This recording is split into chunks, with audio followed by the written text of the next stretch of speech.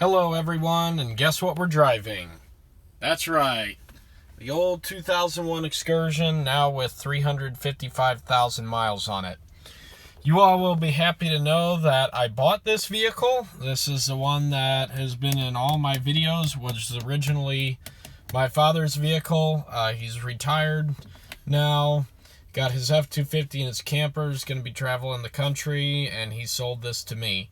So I happily bought it, and I've got lots of things that I would like to do to it, of course. It all depends on how much time and money you want to spend on it.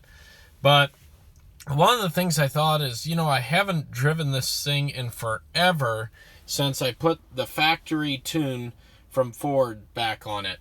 So golly, this tuner is over 10 years old. I think it's 10 or 12 years old, something like that. And yeah, I did not buy that, or I did not pay that when I initially bought this.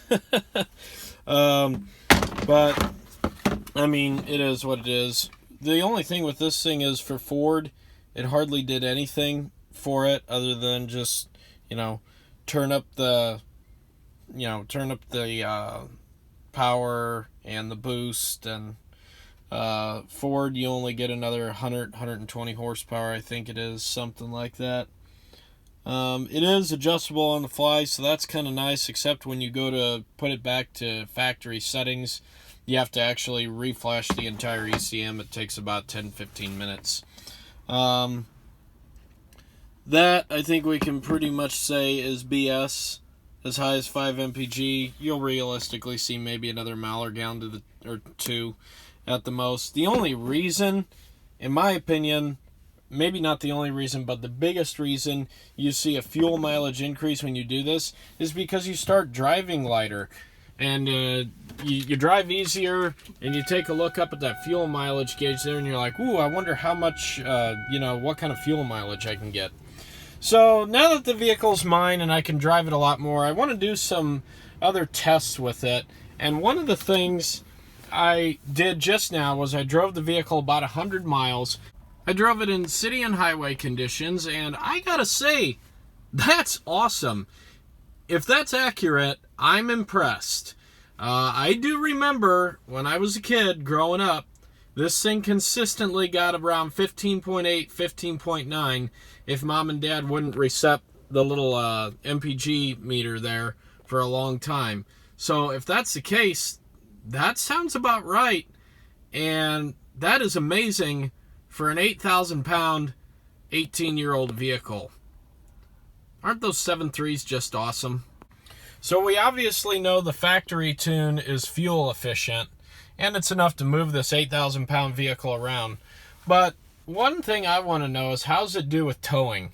I haven't driven this thing in forever since the tune's been off it, and we've just kept it in the extreme tune ever since we put this thing on. It was a tune that shifted the best. It was a tune that pulled the best, seemed to not throw the check engine light, and we just had the best luck with it. So we just kept an eye on the EGTs there, didn't overheat it, and here we are, about 10 years later, no transmission problems, no engine problems. You just keep an eye on your temperatures and you'll be fine. So let's go hook up to a trailer and tow with this thing in the factory tune. Let's see what kind of fuel mileage we get, and let's also see how it does accelerating. I have a feeling it's going to be kind of slow, but let's find out. Jiminy Christmas, she needs a bath. That's what happens when you drive around on the streets near a quarry. Quarry over there, as most of you know. But that's what happens when you get a rainfall, and it hasn't rained in a long, long time. All right, we got our truck. We got our trailer, a little duct tape patch on top. Got a little mud on the tires for increased fuel mileage. Let's see how this thing tows with the factory tuning. I'm really curious to see how this goes. It's a whole different animal driving this thing with the factory tune on it, even with nothing attached to the back of it.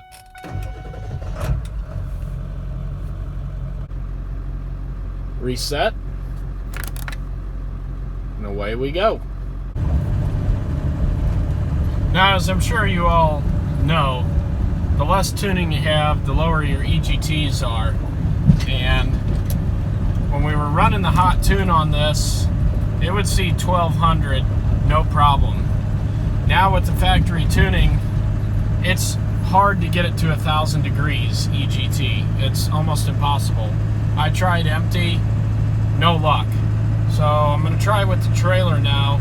I'm pretty sure it's going to be a lot easier. So in just doing some starts and stops with this thing, one of the most interesting things I've noticed is it likes to accelerate just the same, it seems, with the trailer on it,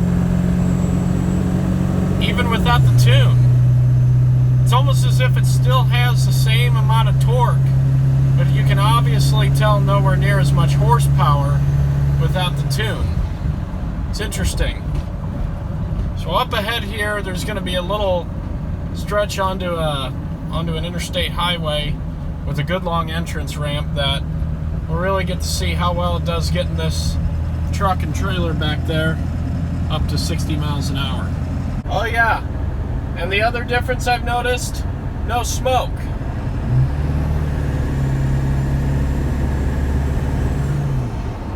Nothing.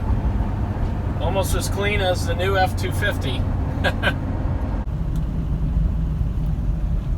Alright, I'm just going to bring her to a nice and, not a complete stop, but a nice little roll here. And then away we go, full throttle.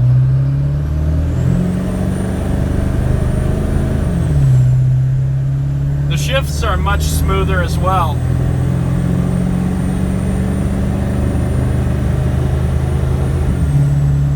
Almost 20 pounds of boost. We're still wide open and haven't even hit 1000 degrees. Oh, there it is. It's sort of touching it. I'm still wide open throttle. We're still wide open. There's 1090. I'm 20 PSI. There's 1100 degrees. She doesn't want to shift yet. There she goes. So, just barely brakes 1100 degrees and about 20 PSI boost. I am still pedal to the floor down there, and we're moving right along with traffic. So there's your difference. Once she gets up to speed, she does great. We're pulling the hill, no problem. Cruise control set at 70 miles an hour. EGTs are right at 1000. Boost is going between 10 and 15 PSI. I like it. The thing I like about this is I don't have to keep an eye on the EGT. I know it's not going to overheat. I just set the cruise, let the truck do its thing. Like I said, it still has a lot of torque. I think the tuner adds more horsepower in relativity than it does torque.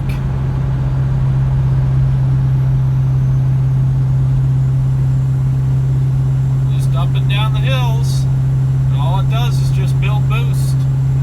It doesn't downshift.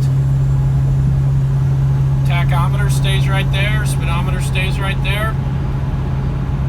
Only amounts or the only values that really change are the boost and the EGT.